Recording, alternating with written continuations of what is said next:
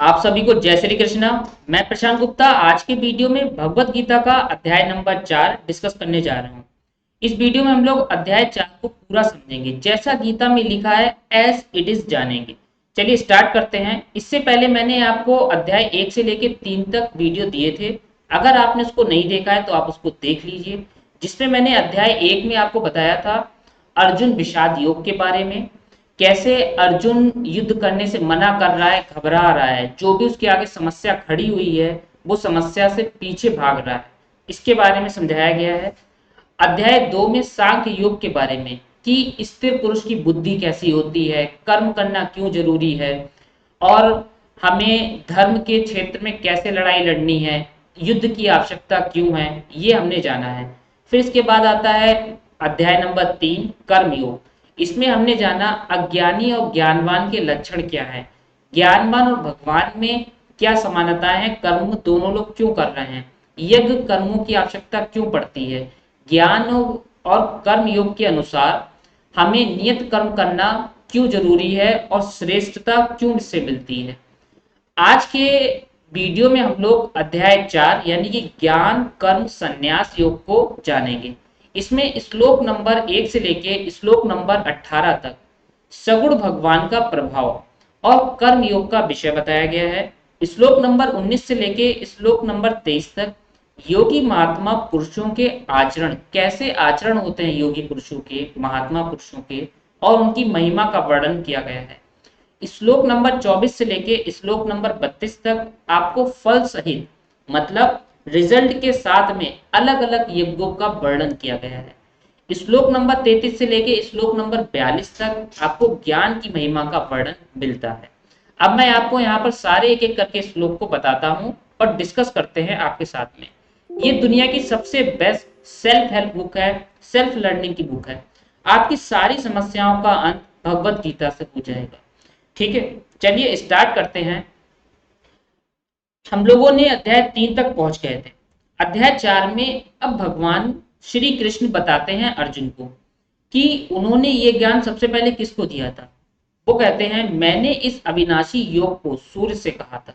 मतलब श्री कृष्ण ने सबसे पहले ये बात सूर्य को बताई थी, और सूर्य ने अपने पुत्र वैवस्वत मनु से कहा था, और वैवस्वत मनु ने अपने पुत्र राजा इक्ष्वाकुसे से कहा था। मतलब ये परंपरा से चलता आ रहा है। हे परम तप अर्जुन, इस प्रकार परंपरा से प्राप्त इस योग को राज ऋषियों ने जाना है। मतलब कहाँ से शुरू हुआ है, ये भगवान से शुरू हुआ है और कहाँ पहुंचा, सूर्य के पास, सूर्य से सूर्य के पुत्र के पास में, फिर सूर्य के पुत्र से उसके पुत्र के पास में, फिर ये राजा ऋषियों तक पहुंचा है। किंतु उसके बाद वह युग बहुत काल से इस पृथ्वी लोक में लुप्त हो गया है। मतलब क्या कह रहे हैं, मतलब ये अभी राजा ऋषियों तक था, लेकिन बहुत समय तक ये जो ज्ञान है वो पृथ्वी से गायब हो चुका था, लोग अज्ञानी हो गए थे। तू मेरा भक्त भी है और प्रिय सखा भी है, क्योंकि अर्जुन श्री कृष्ण के मित्र भी थे। इसलिए वही इस पुरातन योग आज मैंने तुझको कहा है, क्योंकि यह बड़ा ही उत्तम रहस्य है। कैसा, ये सीक्रेट बता रहे हैं। अर्थात इसको जब कोई सीक्रेट बात होती है तो उसको क्या रखा जाता है, गुप्त रखा जाता है। ये गुप्त रखने का विषय है। अब अर्जुन यहाँ पर बोलते हैं, अर्जुन बोले आपका जन्म तो अर्वाचीन अभी हलाका है ना। अर्जुन कह रहा है भगवान श्री कृष्ण ने आपका जन्म तो अभी हुआ है, और सूर्य तो बहुत पुराना है। मतलब कि वो कब से है, कल्प के आदि में से हो चुका था। तब मैं इस बात को कैसे समझूं कि आप ही ने सूर्य को ये ज्ञान दिया है, सूर्य यह योग कहाँ था। ये बात अर्जुन पूछ रहा है कि आपका जन्म तो अभी का है और जबकि सूर्य आपसे बहुत पहले से है। तो श्री कृष्ण भगवान बोलते हैं हे परम तप अर्जुन, मेरे और तेरे बहुत से जन्म हो चुके हैं। मतलब बहुत सारे जन्म भगवान ने लिए हैं, ऐसे ही अर्जुन ने लिए हैं। उन सबको तू नहीं जानता, लेकिन मैं जानता हूं। मैं अजन्मा हूं, अजन्मा जो जन्म नहीं लेता है ना। और अविनाशी स्वरूप हूं। अविनाशी मतलब जो कभी खत्म नहीं होता है, तथा समस्त प्राणियों का ईश्वर होते हुए भी अपनी प्रकृति को अधीन करके अपनी योग माया में प्रकट होता हूँ। मतलब सारे प्राणियों में अपनी योग माया से वो हर काल में आते रहे हैं और लोगों को ज्ञान देते रहे हैं और उनकी समस्याओं का निवारण करते रहे हैं, प्रॉब्लम सॉल्विंग चीजें बताते रहे।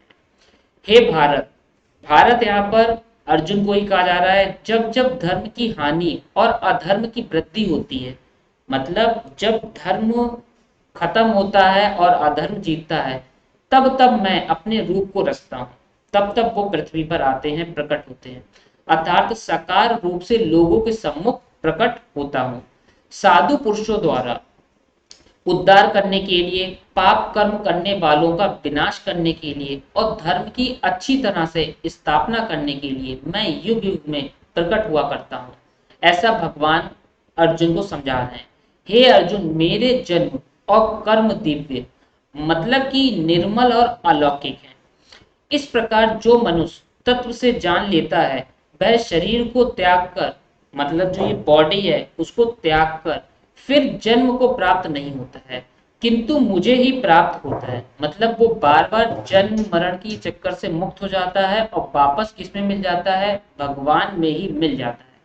पहले भी जिनके राग भय और क्रोध सर्वथा नष्ट हो गए थे और जो मुझ में अन्य प्रेम पूर्वक स्थित रहते थे, ऐसे मेरे आश्रित रहने वाले बहुत से भक्त उपयुक्त ज्ञान रूप तप से पवित्र होकर मेरे स्वरूप को प्राप्त कर चुके हैं।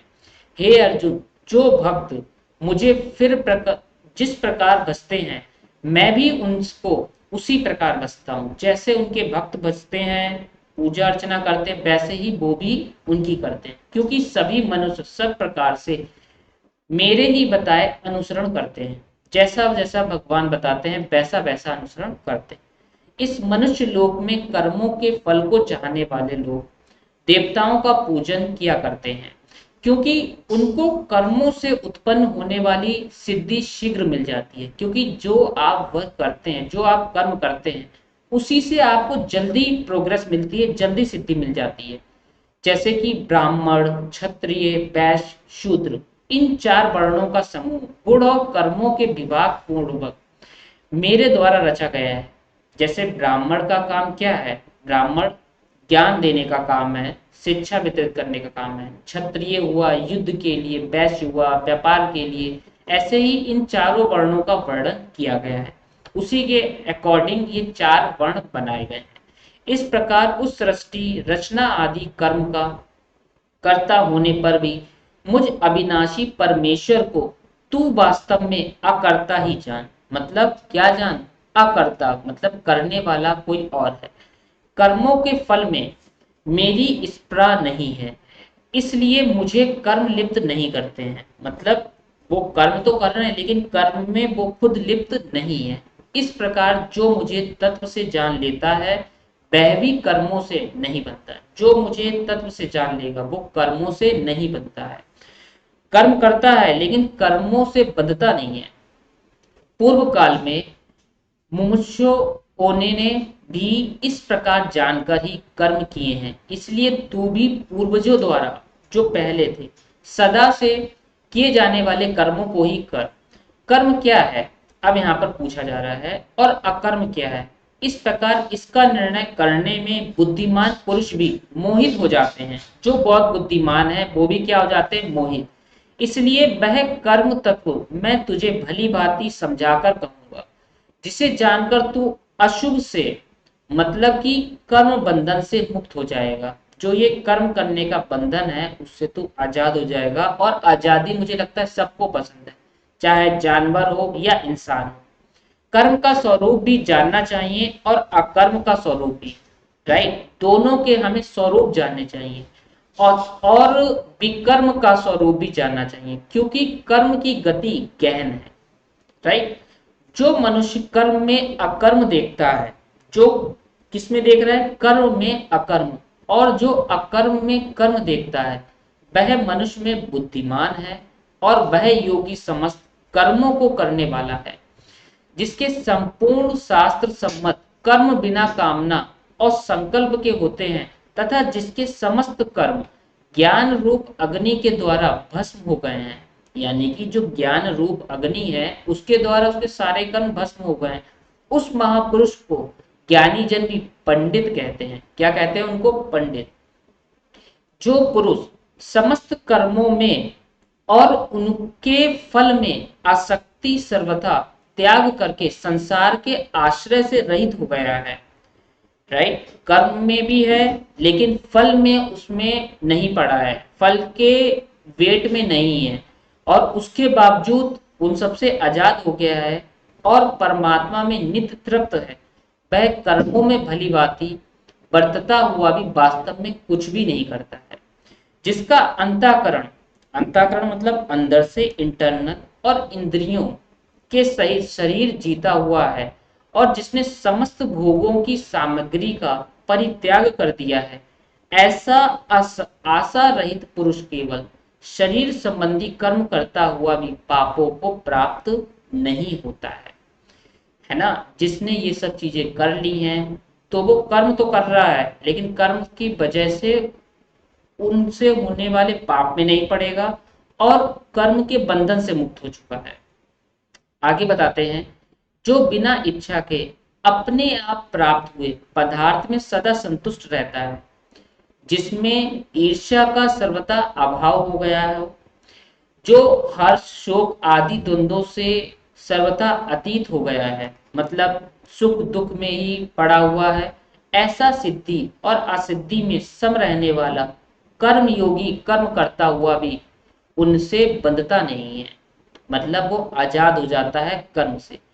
जिसकी आसक्ति सर्वथा नष्ट हो गई है, जो देहाभिमान और ममता से रहित हो गया है, जिसका चित्त निरंतर परमात्मा के ज्ञान में स्थित रहता है, लगातार वो किस में रहे? उसका परमात्मा के ज्ञान में।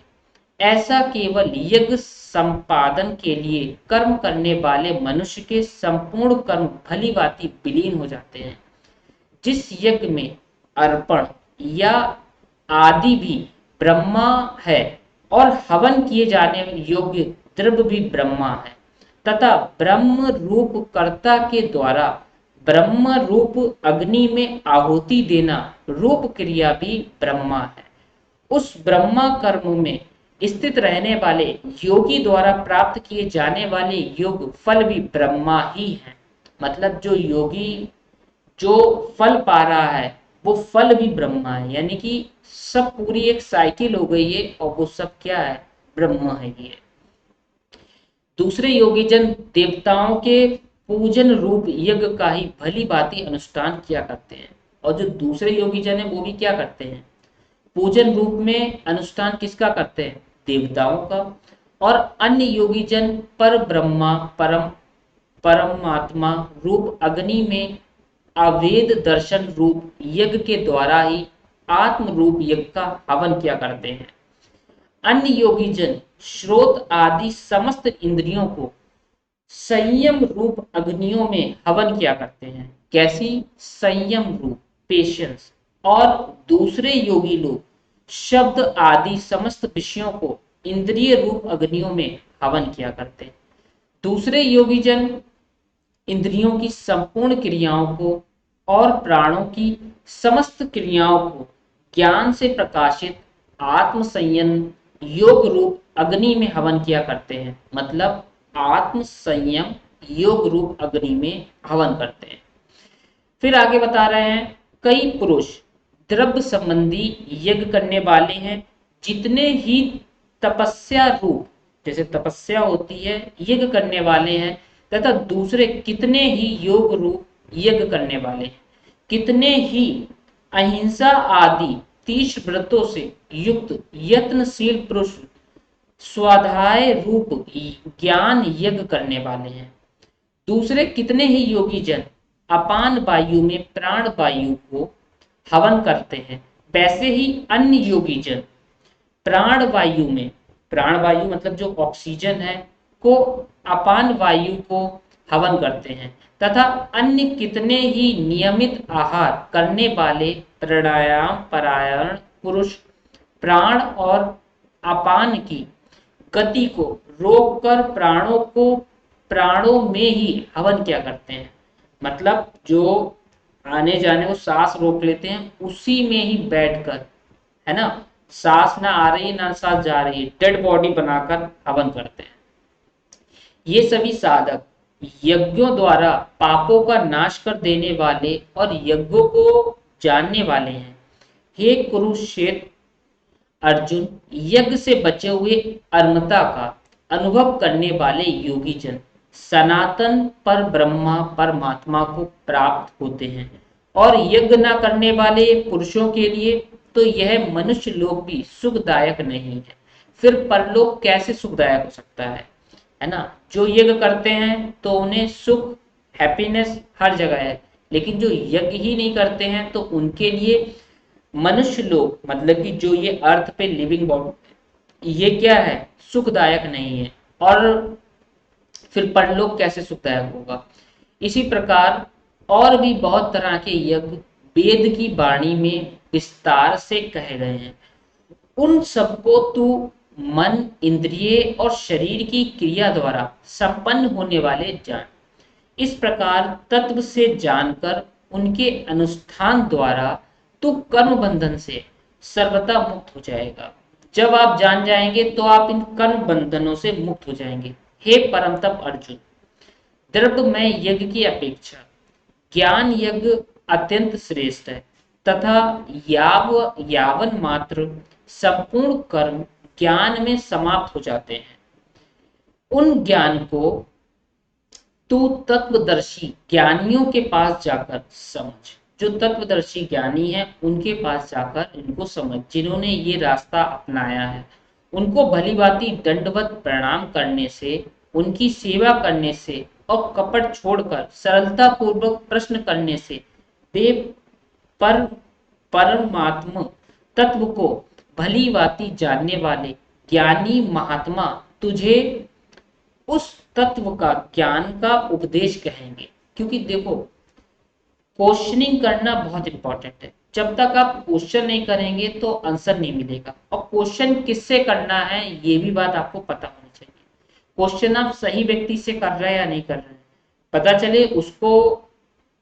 जो आपके क्वेश्चन है, जो आपके प्रश्न है, आप ऐसे व्यक्ति से पूछ रहे हैं जो उस फील्ड का नहीं है, जो उसकी नॉलेज नहीं है, आप उससे पूछ रहे हैं तो आपको गलत जवाब, गलत डायरेक्शन मिलेगी।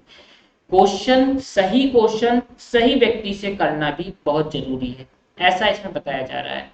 जिसको जानकर फिर तू इस प्रकार मोह को नहीं प्राप्त होगा, तथा हे अर्जुन, जिस ज्ञान के द्वारा तू संपूर्ण भूतों को निशेष भाव से पहले अपने में और पीछे मुझ सच्चिदानंद परमात्मा में देखेगा, यदि तू अन्य सब पापियों से भी अधिक पाप करने वाला है तो भी तू ज्ञान रूप नौका द्वारा, मतलब जो ज्ञान की नौका है, निसंदेह संपूर्ण पाप समुद्र से भली भांति तर जाएगा, है ना। अगर आपके पास ज्ञान है तो जितनी भी समस्याएं हैं उन सबसे आप निजात पा लेंगे।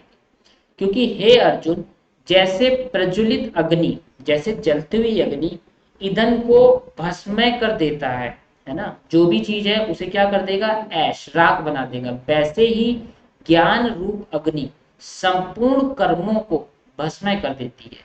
यानी कि जो ज्ञान रूप अग्नि है वो जितने भी कर्म है उन सबको भस्म कर देगी, तो आप कर्म के बंधन से मुक्त हो जाएंगे और इस लोक में भी आप हैप्पी रहेंगे, है ना, और परलोक में भी आपको हैप्पीनेस मिलेगी, सुखदायक होगा।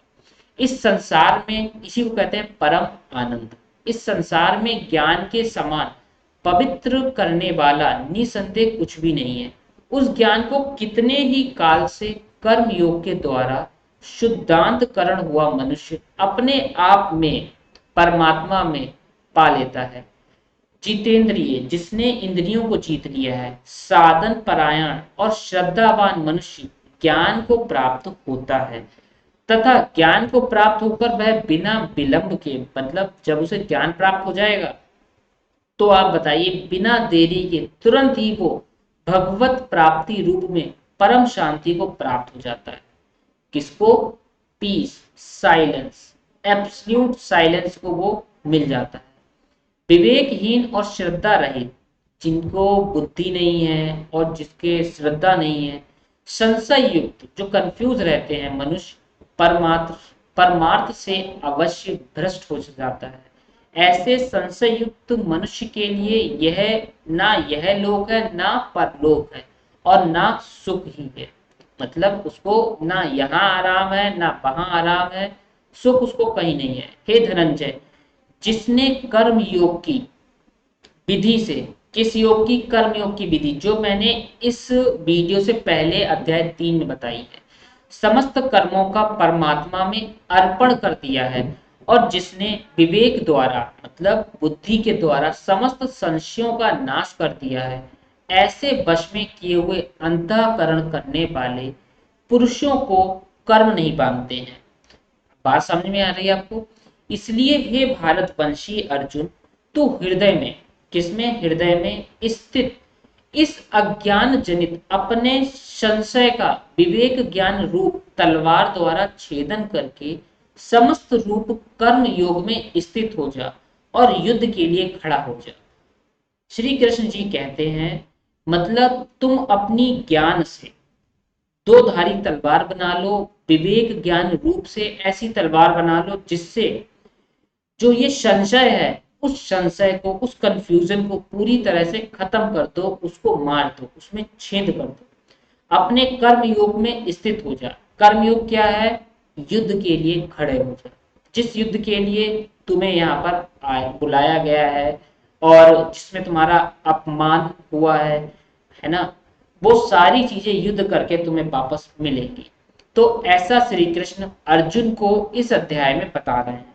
ये अध्याय 4 था, यानी कि चैप्टर नंबर 4, जिसको हम लोगों ने डिस्कस किया है। ये आपको कैसा लगा है? समझ में आया या नहीं? अगर आपको अच्छा लगा है तो वीडियो लाइक करिए और चैनल भी सब्सक्राइब कर लीजिए, और अपने साथ में जिनको Bhagavad Gita as it is जाननी है, बिना कुछ मिर्च मसाला के, जैसा लिखा है वैसा जानना है, तो उसके लिए आप चैनल सब्सक्राइब कर लीजिए और अपने दोस्तों के साथ में भी शेयर करिए।